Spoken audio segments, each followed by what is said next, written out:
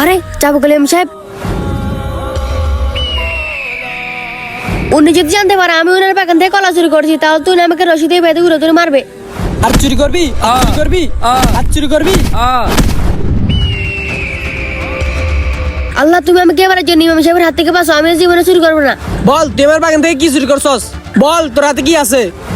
হে আল্লাহ, তুমি আমাকে এবারের জন্য ইমাম সাহেবের হাত থেকে বাঁচাও, আমি আজ জীবনে চুরি করবো না। বল কি চুরি করছস আর তোর হাতে কি আছে? দাঁড়ান হুজুর, আমি বলতেছি। হুজুর, এই কলা আমি ইচ্ছে করে চুরি করিনি। আমি আসার সময় একটি লোককে দেখছি, সে ক্ষুধার জ্বালা শর্টফট করতেছে, কিন্তু আমার কাছে কোনো টাকা ছিল না যে আমি ওকে কিছু কিনে দিব। তাই আমি বাধ্য হয়ে এই কলাগুলো চুরি করেছি। আচ্ছা, তোর কথা যদি সত্যি হয় তাহলে তুই তো বেঁচে গেছস, আর যদি মিথ্যা বলাস তাহলে তুই তো জানিস আমার শাস্তি সম্পর্কে। চল ওই লোকটির কাছে চল। হে আল্লাহ, ওইখানে তো কোনো লোক ছিল না, আমি তো হুজুরকে মিথ্যা কথা বলছি। আল্লাহ, তুমি আমাকে এবারের জন্য ইমাম সাহেবের হাত থেকে বাঁচাও। আমাকে খাবার দাও, আমি অনেক ধরে কিছু খাই না, আমাকে খাবার দাও। আরে এই লোক কোথেকে আসছে?